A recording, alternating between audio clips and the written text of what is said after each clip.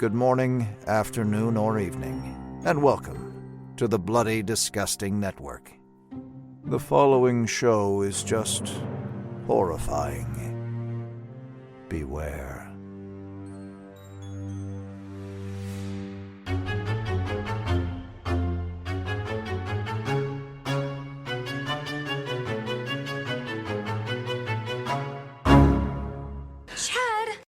Serial killer on the loose. Please don't say you want to choke me. Okay. Jeez. Sorry. Uptight. You like that? I'd love having sex with your corpse. What?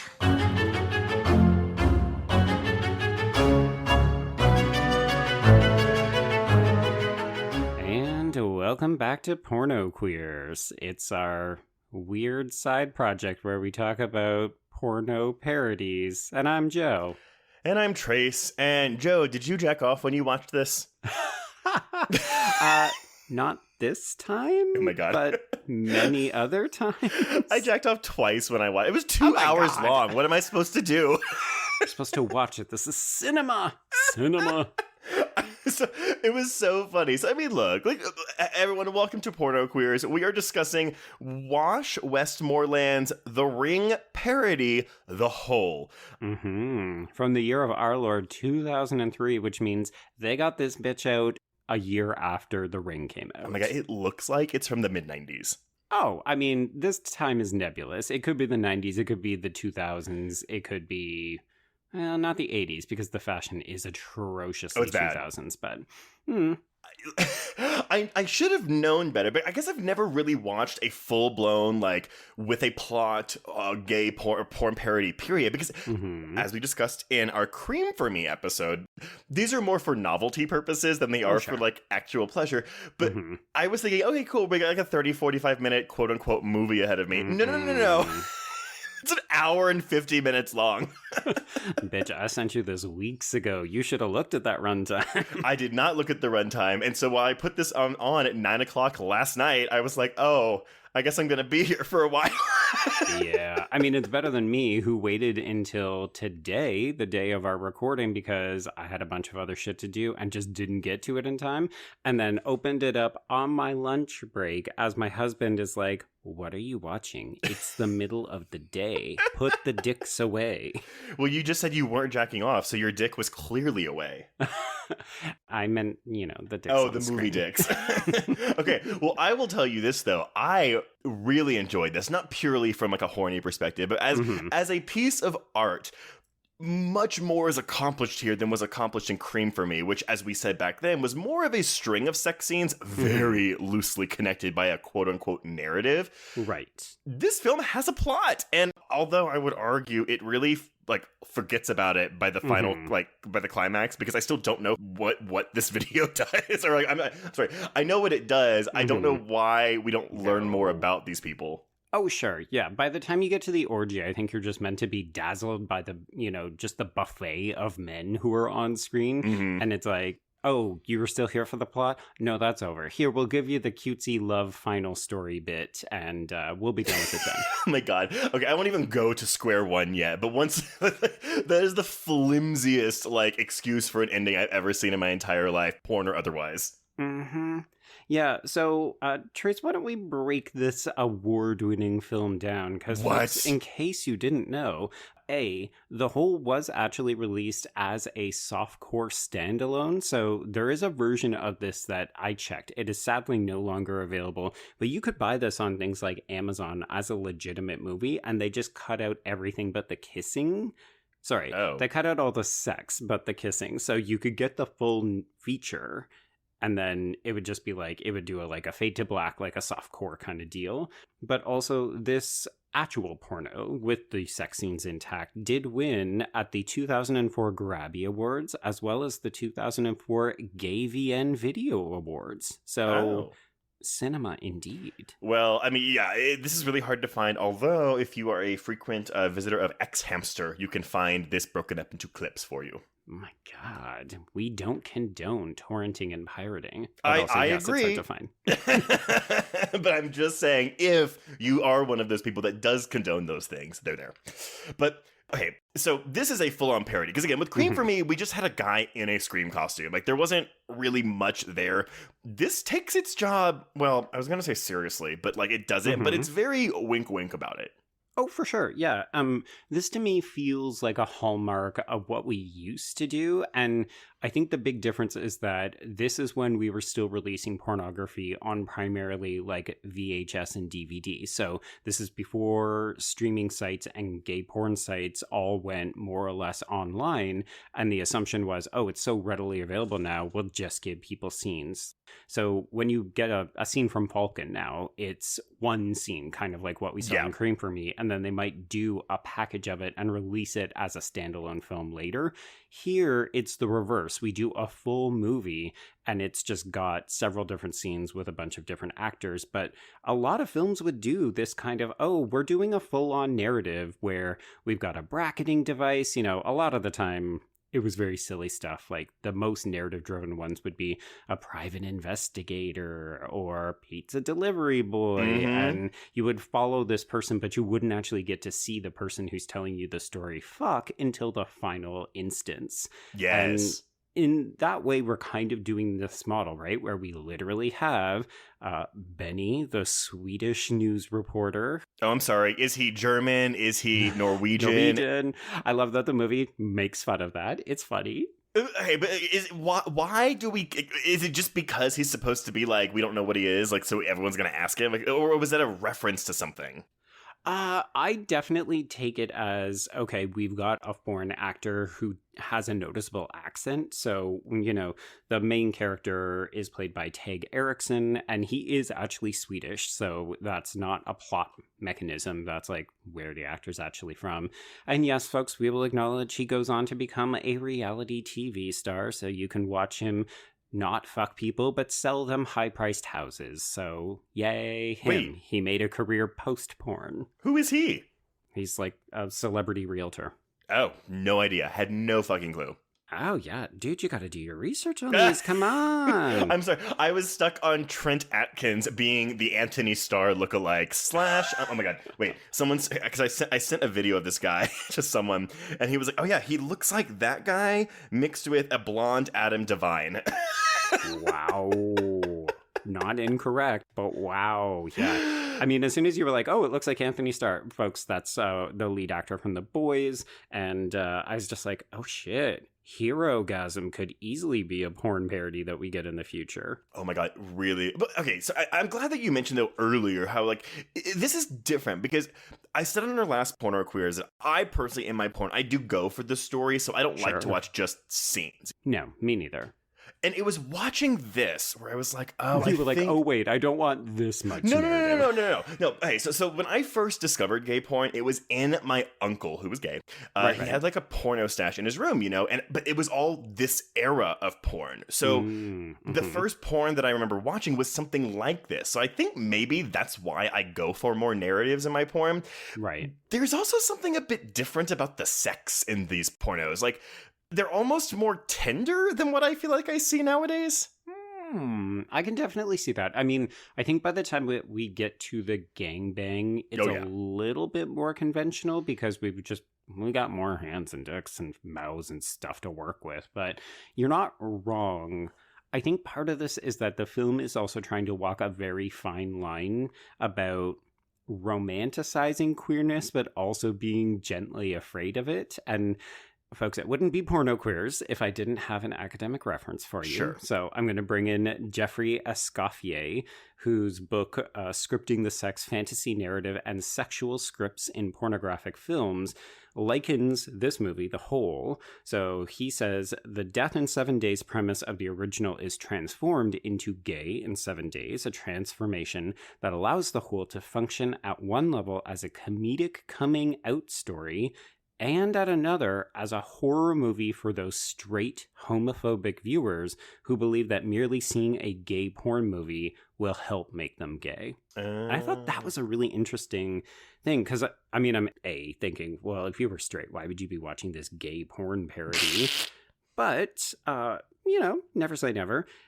And I thought it was interesting because I didn't remember how gently homophobic this text is. Like, we're dropping the S slur, and we've got a bunch of characters actively saying, I don't want to be queer, even though when they do ultimately become queer, they say, you know, oh, dude, it's so good. Like, oh, I'm loving all the dick. Yay.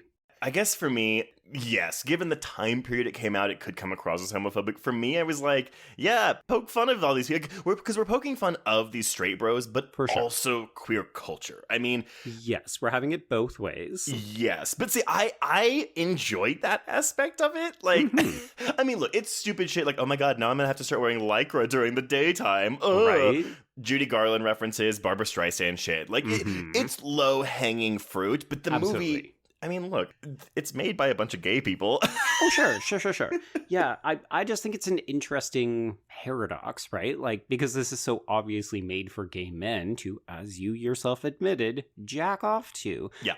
And yet, at the end of the day, we're also, we're ribbing and poking fun at stereotypes while also gently abiding by them. And this is an interesting position for me, specifically when we're thinking, this is a very 2003 movie where we're acknowledging that these men are fucking hot and we want to see them naked and in action, but also we gently self-hate each other. Okay. Yeah. Okay. Well, and that's kind of what I liked about it. When I was watching this, I was like, oh, wow, yeah, some of this is pretty hot, some of this is not. But there's, like, I mean, look, none of the acting is good in this movie, but the writing, while I would never call the writing quote unquote good, it is very much aware of what it is. So very self-aware, yes. I had a lot of fun watching this. I mean, even I wrote down so many lines of dialogue, which is way more than I did in Cream for Me. I mean, like... Well, I think because the script is legitimately funny. Like, Cream for Me had dildo fights, and that was an amusing visual, but the script was bare bones because it acknowledged you just want to get to the sex. Whereas here, we're actually pretending that we are remaking The Ring. It's just that it's about gay shit now. Yeah, so you're right. It turns you gay after 7 days, but then after 7 more days, you're totally gay. Right. The 2-week effect. I think this also taps into those... Right, so I can't remember if we talked about this last time, but like gay men's propensity for like being obsessed with straight men, wanting to turn straight men. Okay. And this movie really taps into that on another level, which I really appreciated because it's just so... I have never understood the fascination with straight men. Like, to the point where, you know, when people talk about movies that aren't that good, they're like, oh, but Trace, like, this really hot actor's in it. I'm like, that doesn't do anything for me because that actor is never going to be in my bedroom one day. Yeah, I'll admit, and sorry, folks, I can't remember if we talked about that on the first one either, but I'm very much the same way as you. Ever since I accepted who I am and realized that there's a lot of gay people, like specifically gay men, out and about, I was just like, there's so many hot gay guys or bi guys. Why would I chase after men who don't actually want to sleep with me? Yeah, exactly. Yes, I am exactly on that same page with you. How weird. But I feel like we don't often have like similar sexual proclivities. This is true. So, do you want to quickly walk through some of these scenes? Because it'll give you an opportunity to tell me your funny lines, but also we can talk about the men. Yeah, absolutely. Let's go. Let's start with Pete with his Superman necklace and Josh. Yeah, so Pete, who is played by Derec Lang, is obviously a gay-for-pay actor, and you can tell because he's stiff as a board and not always in the right ways in terms of the acting. Oh my God. And then Josh, who was played by Josh Hammer, who is the bottom, I mean, he's coded as queer immediately, so when he's like, I'm not gay, and you're just like, dude, I'm going to need you to act a little bit harder because... it's pretty clear. I love, too, that his name is Josh, because if you remember the opening scene of Scary Movie 3, it's you with Josh last weekend. Oh, my God. Oh, my God. Pillow fight. Yeah. I'm glad that you said Pete was gay for pay, because his fucking is very unemotive. Yeah. This is like piston fucking unenthusiastic, very robotic. But not even piston. Like, the first, like, 2/3 of his fucking is just, like, slowly back and forth, and back, and forth. Yeah, he's collecting a paycheck regardless of how well he performs, and the performance shows it. Yeah. I do love his line, though, because so when we finally... it's the whole, you watch this tape, I watch this tape, I turned gay, blah, blah, blah, it's been 7 days. I didn't watch the tape, but my girlfriend's out for the night, and I'm still straight, but, you know...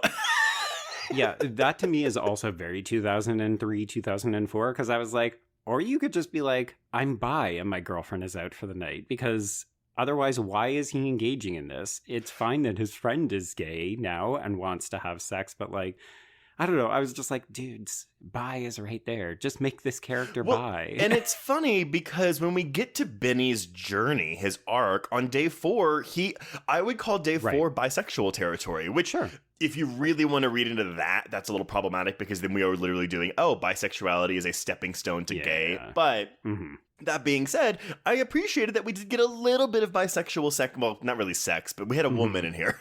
For sure. Yeah, I have a lot of thoughts about that scene. But I want to stick with Josh and Pete just because I think for me, this opening sequence is the funniest that the film gets. Like watching Pete in all of his straight boy, really bad dance moves try to strip to tease Josh's erection out. And also, I will say, this was the first time that I ever saw, I think, is it a pierced septum? Is that what it's called when you pierce your dick? A Prince Albert, thank you. This was the first time I had ever seen one. So I was like, wait, like ever? Like a picture of one even? Yeah. Oh, okay. See, no shade to anyone that has a Prince Albert or any kind of dick piercing, but ever since I saw The Sweetest Thing and it got caught behind Summer's tonsil, I am so paranoid about it. And I'm also like, I know there's something in the ass that can like grab it and rip it out, but I am so paranoid that one day, if I ever have a dick piercing, it's going to get ripped out inside someone's asshole. I mean, you don't have any piercings at all, do you? No, I don't have any piercings. No, neither do I. Tattoos, but no piercings. Okay, you'll laugh at this. I very nearly got an eyebrow piercing when I was in the process of coming out because the guy that I had a crush on had an eyebrow piercing. Yeah. And everyone talked me out of it. They were like, dude, no, don't do it. I mean, with a piercing, you can at least, like, you can just let the hole close up. It's not a big deal. Oh, for sure. I mean, I would absolutely never 100% do it with my dick because it's just no. Absolutely not. Well, because when you get a dick piercing, you have to stay hard for it. Bah! Yeah. Ooh, okay. Yeah. Because if you, so that, the Jacob's Ladder, by the way, is when they have a bunch of piercings going down the shaft. Okay, that's a funny name and I like it, but also no to that. So I think that this is all fun. The sex, it's not my favorite, but it's the least interesting out of all of them. Yeah, but I do think that Josh is cute. Yes, he's got the lips for it. I actually think Pete is cuter.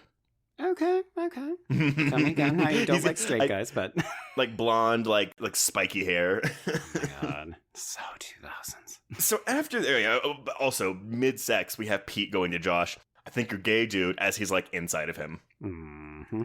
So then we move to this set of cabins to watch this solo masturbation scene, which yawn. Oh, so boring. I mean, like, I didn't mind some of the close-ups of like his ass. Like, this is filmed almost like a model shoot, right? Like we're filming this model as he happens to be masturbating. Honestly, the only thing that was exciting for me is when he finally came and he just starts rubbing the cum all over his abs and then fingering it into his mouth. That was good for me. The 15 minutes we spent before that just watching him. Oh my god. It feels like an eternity. And this is one of those things where you think, oh, okay, this would be the opening scene if we were remaking this and it was divided into sections. It'd be like, all right, let's start with the solo or this is the actor who is really straight and doesn't want to touch a dude. So we just hire him to do the solo. So Vince Taylor, good job. I guess you got paid too. Well, and like, because I kept thinking he was going to come back because he's the owner of this set of cabins. No. This is the one and only time we will see him, except when he interacts with Benny.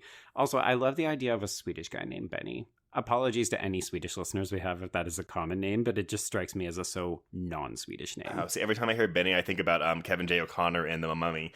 Okay. We should point out, I'm sorry, because we skipped this, Josh has a song that he sings after he realizes that he's gay.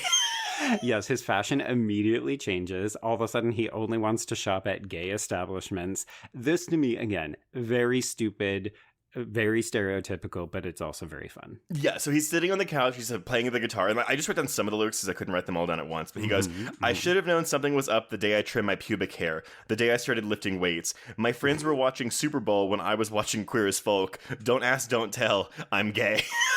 Oh boy. Oh boy. It's like the Mad Libs of gay stereotypes. Oh, it is wild. And okay, so one thing that we do borrow from The Ring, though, is the pictures with the warped faces. Yes, and also certain images on the actual video, because we get to see it relatively early when Benny checks into the room. But yeah, I thought that the faces was an interesting piece. It doesn't, unfortunately, amount to anything. I thought that they were going to do it in such a way that it would be another gay stereotype. Like, instead of blurred faces, everybody's in circuit outfits or something like that. Yes. Well, because here's the thing, too, because when he shows Josh these photos, Josh is like, well, what is causing this? And Benny's answer is, well, human sexuality is a very complex thing. As if that explains why you would have warped faces in your photos. Thank you, Dr. Swedish, for the human sexuality lesson. I'm still talking about these photos over here with the blurry faces. Can we get back to these? So I did kind of write down some of the imagery on the tape, though. So the tape itself, we get a ladder, we get a horse race, we get a guy looking in a mirror with his ass out.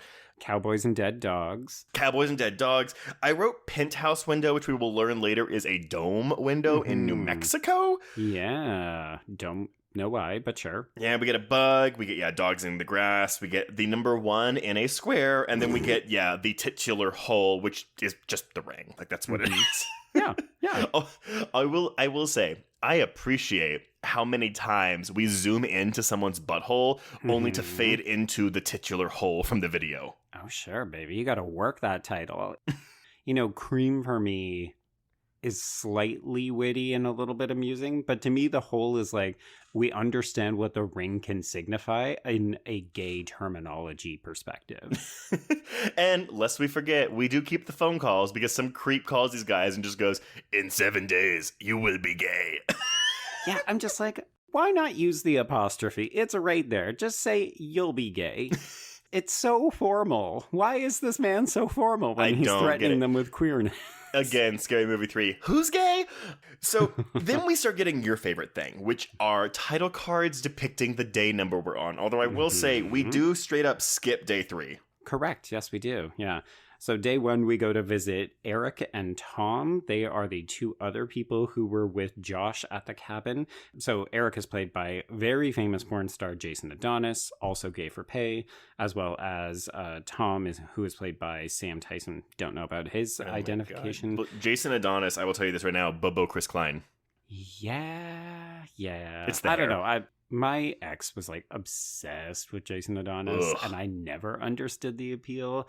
I do think that he handles some of the dialogue better than Derec Lang does, but I don't know, he just doesn't give me any sexy feelings, we'll put it that way. No, I'm 100%. I mean, it's no offense to Chris Klein, who looks much better now, but like Chris Klein, like circa American Pie, like it was like, I did not find that attractive, and he has a very similar face. But I will say his delivery of "we'll go down on pussy when it's on the rag, we'll go down on your grandma's pussy if it gives a sniff" was pretty good. Yeah, I mean, it feels like maybe something he said in real life, and as a result was able to just appropriate it for the movie set. But my favorite line is, so these guys are pussy hounds, they're bros, they're out on the town cruising, and then there's a funny bit where Eric inadvertently says all of those lines to Tom's mother when she calls. But then after they have sex, I do love the line, "Anal sex is the bomb." Oh, yes. I also wrote in my notes for both this scene and the first scene, I don't think these guys know how to kiss because they seem to just go in with fully open mouths and just flicking their tongues in each other's mouths. So the fact that they are gay for pay makes a lot of sense. Right? Yeah. It's like, I don't know how they're so different from woman's lips. I guess I just opened mouth all way. Apparently being straight makes you a robot? A robot, yes, exactly. Okay. Because that's how they're acting. In terms of like there's at least more variety in this sex scene. We do get a rim job, which I'm really appreciative of. A freshly shaved asshole complete with razor burn marks, by the way. Oh boy, yeah. And this is before HD TV, so I think maybe it was a slight less concern that people wouldn't be watching your sort of freshly shaven acne body on a 40-inch TV in high def. Yeah, I guess if we're on those square TVs, sure. But no shade. Look, we get it all when we shave our anything. But it was just like, oh wow, we just got full on razor burn hole right here. Yeah, I mean, maybe do it like the day before you shoot, so that your body has time to just calm down a little bit. You can apply some aloe or something. Yeah. Now, I will say this, and so you mentioned, how it's a little homophobic. We're kind of like going into these queer stereotypes. I actually viewed a lot of this as almost a critique of said stereotypes because we're in a parody. Right. So, we have these two guys, and they're like, "Oh my god, I love you," and then Benny comes to interview him, and our guy is like, oh, he's off doing his own thing. I've only been gay for 5 days and I'm already in a non-monogamous relationship. And I was like, there you go. Touche. I see you. So to me, I read that as more like, no, we're critiquing our own people instead of like homophobicing them. Oh, God. Homophobic. Yes, no, I definitely agree with you there. It's... No, it's the 2003-ness of it, to be honest. Sure. It's, hearing the F-bomb dropped in a movie where I'm, like, literally trying to get hard, and I'm just like, well, there's a boner killer, but it's a sign of the times, so I'll cop to that. You're right. And I'm not going to say, like, Joe, you mean you lost your boner when you heard the F word? Like, what are you talking about? But certainly not back in 2003. We'll put it for sure. Way. But they're also saying that when they're still, quote unquote, straight. Exactly. Yeah. So, and look, let's be honest. Like, a lot of these guys would be dropping those words at the time. Sure. Absolutely. Yeah. So then we move on to day 2. This is when we discover the blurry face pictures, and we learn that Josh not so secretly wants Benny to be gay, and they are sort of at odds for that. I do love you should give me your number. We'll hang out and say a week. Yeah, after literally just saying, oh, now I'm in a non-monogamous relationship, but also I'll see you in a week. Yes, exactly. But day 2 is really short, and I was like, oh my god, we're gonna go through all this shit, and then boom, day 4. Day 3 doesn't matter. Day 3, literally nothing happens. Yeah, we don't have the time for it. So day 4 is when we get our bisexual segment with Adam Killian and T.J. Hart, and I won't lie, whenever I think about this movie and my relationship to it, because this was kind of one of my formative coming out pornos. Like, I really enjoyed this one, and this was the scene that always really did it for me. And I think it's not just because sometimes when you're questioning your sexuality, you do still realize that, okay, I find women attractive. It's just that I don't want to sleep with them. But like, when I look at TJ Hart's body, she to me looks like a more approachable Paris Hilton. Like, she's really gorgeous. And I can see the attraction. And then there's Adam Killian in those really hot underwear and the short cropped hair, and it's a silent performance, so he's doing all of the acting with his body and his eyes. These two have genuine chemistry because they're both actually gay, and even though there's no penetration, there's barely even kissing, it's a lot of just kind of rubbing up against each other. I find this scene so fucking hot. I agree with you. I really like this scene too. And I will say, I did not recognize Adam Killian until we got to the credits. Where, by the way, thank you, Porno, for putting the pictures of them when you would go through their names. Love it. Adam Killian is still in the industry, and he looks... He still looks fucking great. Still looks really good. But yeah, this reminded me of... So, okay, I know I said the first gay porn that I found was my uncle's, but, the first porn that I found was my dad's. These, VHS tapes from the 70s, and so they were obviously straight porn. But yeah, it was the thing where I was like, at the time, I didn't realize I was gay yet, and so I was trying to make myself look at the women... Sure. But my eyes obviously kept moving towards the men. And so, when I had a threesome scene with 2 guys and a girl, I was like, jackpot! There we go. My eyes can look everywhere. So I actually related to this, as stupid as it is. I related to this a lot. Yeah. And also, Wash Westmoreland, is that who our director is? Yeah, Wash West, yeah. Wash Westmoreland gets a little creative with his filming here, because we'll have a scene where our female actress will be rubbing all over Benny, and she'll duck down, and then Adam Killian comes up in her place. And I thought that was like a really, again, it's not like masterful filmmaking by any means, but I was like, oh, it's kind of fun. Yeah, it's one of those things where it could have been very simple and straightforward, and instead this feels like a bit of a creative dream sequence that is it's using all three of its actors in a smart kind of way. Yes, very much so. But I will also agree with you. The lack of actual anal penetration in this made it more hot. Because this was because he's fantasizing, right? This is a masturbation session for this actor. Yeah, exactly. So it's more erotic than it is sexy, if that makes any sense. Yeah. And I think for me, one of the challenges that I have with porn is that it not only sets up completely unrealistic expectations, it has a weird formula to it. We definitely talked about this in Cream for Me, but it has a tendency to be sort of mutual, either masturbation or blowjobs. Maybe one person gets rimmed, and then there's penetrative fucking in 1 to 2 positions, and then we get a cum shot. And I find that all very almost didactic and formulaic in a non-exciting way. When you watch a lot of porn, as you are apt to do when you are younger, you start to realize, oh, okay, it's sort of a thing. Like, they just have a way of doing this. So this was exciting because it doesn't feel like it's playing with the conventions, and it's also basically edging me because I want to see these two men fuck, and then the movie never gives it to me. Yeah. We don't even see Killian again because he's just a model in this magazine. He's not meant to be a real character. Yeah. And I don't know, it's a bit of blue balls, but in a way that I like. No, I agree. Like, this charged me up between my rounds of masturbating. Okay. My God. Once again, folks, the show is X-rated. Okay, I'm sorry. We're talking about. I cannot lie and be like, yeah, this movie did nothing to my body. Like, I'm only human. I felt nothing. I am a straight man robot.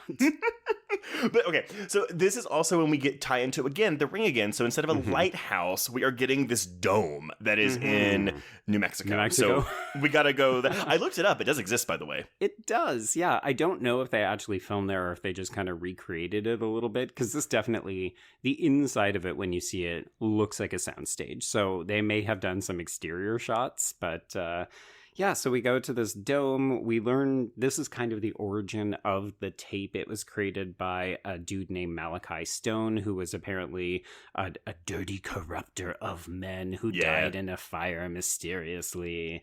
And that's really as much explanation as we get because you're watching a porn, so who cares? That's day 5, by the way. Day 5 is the exposition day. There's no sex there. Yes. So then day 6, we make the trip to New Mexico. This is when we get our orgy with Trent Atkins. We also get Malachi Stone's very cute nephew, who is played by Jeremy Tucker. He's the guy who answers the door and says, do you want to join a swingers club? We've got membership options.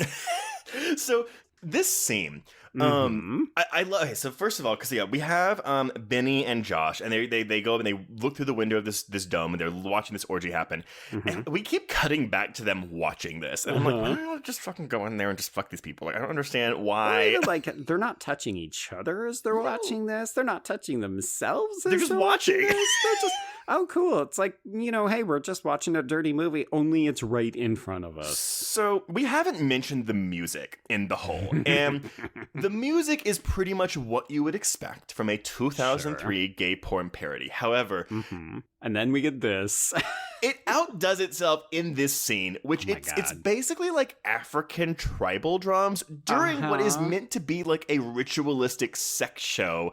Yeah. With, I want to say, maybe with the exception of of Malachi's nephew, nary a black person in sight. Yeah, this is very much, again, emblematic of a early 2000s entry where it almost feels like we can't acknowledge that people might be attracted to anyone who isn't Caucasian. So it's like, oh, well, we'll throw you a bone with this one super hot black dude, but the rest of them should probably be white because we don't want to turn off anybody. And I want to say that porn has gotten a little bit better, but we do often still segregate between races, which is uncomfortable and very much reflects like current Grindr culture of like no fats, no femmes, no Asians, and all that other bullshit. But the music to me is definitely the biggest red flag watching this through a contemporary lens. You're like, oh no, don't do this. So, and here's the thing. In theory, on paper, I love this scene. I love a good orgy. I love a bukkake, which is exactly how this scene is. Orgy. I love it. Because it's a little weird, though, because we have the Malachi nephew who's fucking Trent Atkins. And it's just them for a bit. And then these guys just walk up the stairs. They're all wearing masks. One of them is wearing a fucking Jason mask. I do like the mask, yeah. But, okay, so then we swap out the top for another one, but then that's all we really get, because all these other guys do, they just stand around, circle them, and they jack off and touch each other. Yeah. And chant. So we get chants of, shake that dick, shake that dick, shake that dick. We also get, fuck that ass, fuck that ass, fuck that ass. And then during the bukkake, it's just come for, I want to say 2 full minutes. Yeah, I can't help but feel like Wash West maybe took an extended lunch break, or like maybe went to fuck somebody, and this was written by an assistant who has a tin ear for dialogue. I recognize, again, we're dealing with a lot of non-professional actors. Their jobs here are to probably have big dicks and know how to use them. And yet, this is so emblematic of just the uninspired effort that goes into porn sometimes, where you're like, I know I'm supposed to be looking at the bodies in action and not focusing on plot or dialogue or acting, but Jesus Christ, when all you're doing is giving me, come. And it's not sexy. Not sexy. But it's not funny. It's just, no. It's just like, I don't like this. I'll confess, this is the part that I always fast forward through, just because I'm not particularly interested in whatever's happening. Like, orgies just feels like a collage of bodies. Like, apologies to former guest Adrian Torres. It's not like he's going to listen to this, but this just reminds me a bit of Society, where it's just like bodies mixing and mingling, and you're like, that's fine, but also I can't tell who's who. So it's literally just disembodied members going into disembodied holes. See, whatever. Okay, I have no problem with that. I love a good orgy, both in person and in porn, but it really is the chanting that kills this for me. Like, I don't mind seeing a bunch of headless torsos just rubbing each other all over, like dicks flopping around, hitting each other as they're whatever they're doing. Sure. But, and yeah, again, we build up to this awesome bukkake where this Trent Atkins just gets fucking jizzed over by all these guys. This is true. He becomes a donut, and there is a thick layer of glaze. Well, but so we give the 2 tops their own solo cum shots, but then everyone else seems to just kind of come at the same time a little. We don't get enough time with all these cum shots, is all I'm saying. Which is funny because this sequence is long. It's It so is not long. a short It is not a short sequence. I will confess. Like, when you watch porn, do you tend to, like, I go to this, I watch the setup and I have the scenes, but like, I'm not sitting there watching a 10-minute blowjob. Oh, God, no. No, nobody's got time for that. No. You've got your finger on the cursor and you're jumping ahead in like 10 to 15 second increments. Yes, and that's exactly what I do with this, by the way. 100%. Who's got time to watch this for an hour and 40 minutes? No one. I cannot. I mean, literally, oh my God. I mean, me in college did. Full confession. Oh, yeah, no, for sure, because you're young. Like, I get it. So they watch this orgy. And then so Josh and Benny, because they're still in this scene. Remember? Yeah, them. They knock on the door, as he said, he's like, oh, like, come join our swingers club. Which, P.S., I don't think this is the right way to use swingers. So my thing is this, though. This is when the lore behind the tape stops. Oh, 100%. Yeah. We're done. You've gotten your answers, even though they're not answers. Well, so I guess the answer is yes. So we have this gay man named Malachi Stone who was, known for his voracious sexual appetite, and he would turn or predatorize young gay men or young men into being gay. So when the town ran him out, I think he made this tape that would therefore turn straight men gay. But the movie doesn't really tell us that. We just have to infer it. Sure. Yeah. Okay. Yeah. It definitely feels like we skip a step, but also I think at this point we're just not meant to care because there's only one big scene left, and we know that it's going to be between Benny and Josh because they're the only ones left. Okay, but Joe, how do we get there? Because what is the clue they find in the tape? They're just driving back from New Mexico, and Benny sees like a sign on the side of the road. And it's square one, and somehow he connects that to the tape and then back to the cabin. It's because there is a 1 in a square image in the tape. Yes. That's why. But that doesn't lead me back to the cabin. No. It leads him back to the cabin specifically for him. And so he's like, oh, square one. Where is square one? Oh my God, square one is back to the cabin where this all started. And it's like, what? No. Sorry, this is really lazy plotting. You could have just said, you know what, why don't we go back to where this all started? Like, just don't even include that image in the tape. It's fine. But here's the thing, though. What about the cabin where it all started? What does that do? Like, outside of, it gives them a bed to fuck on. Mm-hmm. Like, plot-wise, it doesn't make any sense. No, and of course we should acknowledge, in the ring, Rachel does go back to the cottage and that kind of stuff, but it's more so at the beginning, like that's where she finds the tape. She doesn't need to go back there in the end. But that's also her normal detective work. The tape doesn't give her tell her this. The tape's not sending her secret messages? No. Well, no, I guess because I think the square one is maybe meant to be cabin number 1, right? So they're like, Sure. that's the cabin. So I guess maybe that's it. But it's just dumb, except that it's dumb. Yeah, they don't solve anything. It doesn't solve anything. And I kept thinking, okay, well, I guess after this final sex scene, because there's 25 minutes left, there'll be some kind of epilogue of sorts that, like, wraps this up. Nope. No. There's a comedic beat, and that's it. So I will say that I do like this sex scene. Sure. I'm not really on the same page as you with Josh. I don't really think Josh is that super attractive. However, because I said he's cute. It's not like I want to marry him. I'm all over Tag Eriksson, by the way. Oh, no. I love Tag Eriksson. Also, I love the representation of uncircumcised penises here. A lot of good ones. Okay. But no, I like this sex scene. We have this really silly line where, Josh is like, I don't listen. There's lots of kind of gays. I listen to punk rock and I don't own a single Barbra Streisand album. Well, except the Broadway one. Mm-hmm. Mm-hmm. But before they fuck, we get this thank you tape. Thank you, hole. Mm-hmm. Folks, when you're getting intimate with your partners, I would like you all to use that line. Let's bring it into the popular lexicon, please. Thank the hole before you get down. Exactly. And we get, this long-ass fucking foreplay and sex scene. Sure. It's good. Did you catch a slow motion shot whenever he pulls his dick out of his ass? I was not looking that closely, I will confess. Okay. It was towards the end before the cum shot, but I was like, I feel like this is supposed to be really intense because it looks like he's pulling his dick out in slow motion. I don't know if it was a camera effect or if it just was he pulled his dick out really slow. Oh my god. I'm just imagining Tag Eriksson putting in his rider, you really need to emphasize how girthy and big my dick is, so please make use of the slow motion. Okay, so you didn't tell me his real name after his a famous realtor. Everyone, in case you don't know who this man is, his name is Frederick Eklund, and he is a real estate broker, Bravo reality TV star, and author of The Cell. Mm-hmm. I don't know. Yeah. It's just very funny because when he became a Bravo reality TV star, every single gay man was just like, holy shit, he does porn. Oh my god.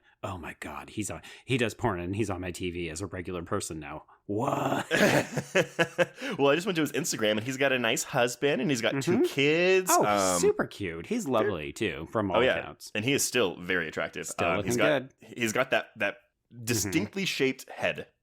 Yes, he has a very specific look, even though you could also describe him as a generic hot white dude. Yeah, sure. Yeah. But he's Mm-hmm. Swedish.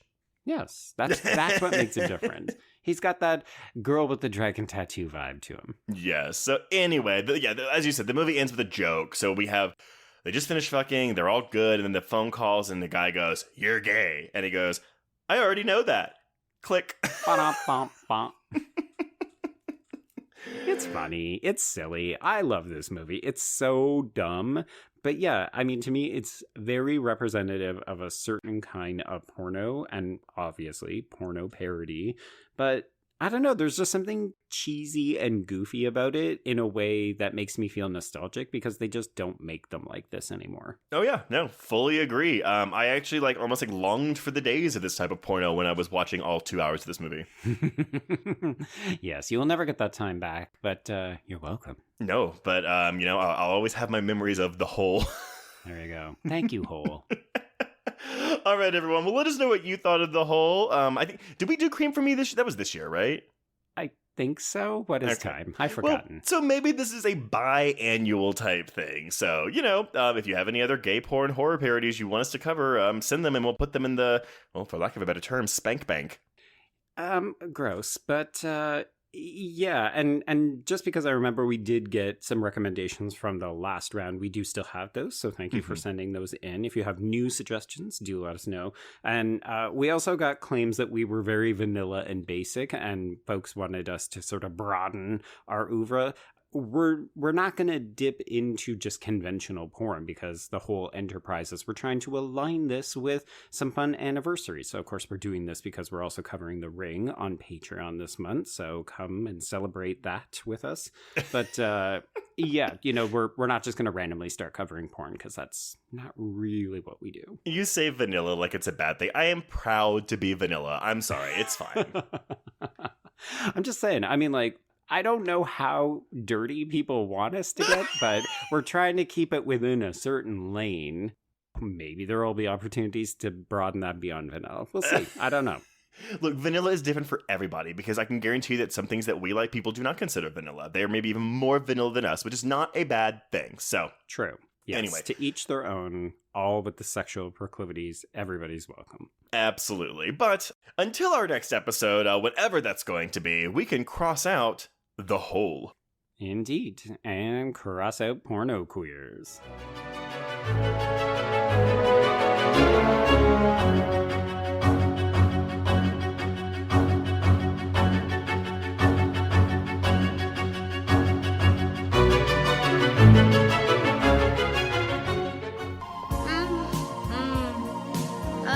Yes. Yeah. Oh, yes. Are you having a good time? Yeah, why? Well, you seem to be looking around the room a lot, not quite a bit. Atlas Avenue. A long stretch of road that encompasses everything the city of Kenneth Heights has to offer. Neon lights, traffic, crime, the hustle and bustle of everyday life, and the craziest of characters. My office was above it all. My name is James Locke, and I'm a PI. Hello, Mr. J. How the hell you doing today? Good, Edith. Nearly every year I have a new case. New people to meet, new clues to discover, and new problems to solve. But I do it the old-fashioned way. No technology. Nothing post-1950. Hell, I don't even listen to podcasts, but you should. Atlas Avenue Beat is a spoof of the film noir genre with goofy characters, tons of wordplay, and non-stop raunchy humor. There's also 3 whole seasons out right now with more on the way. Just search for Atlas Avenue Beat wherever you listen to podcasts or visit us online at bloody.fm. It was late in the afternoon when the professor and I took our way towards the east, whence I knew Jonathan was coming. Jonathan Harker has asked me to note this, as he says he is hardly equal to the task, and he wants an exact record kept. Dear Madam Mina, I have read your husband's so wonderful diary. Strange and terrible as it is true. I will pledge my life on it. God preserve my sanity, for to this I am reduced. Safety and the assurance of safety are things of the past. I am in hopes that I shall see more of you at Castle Dracula.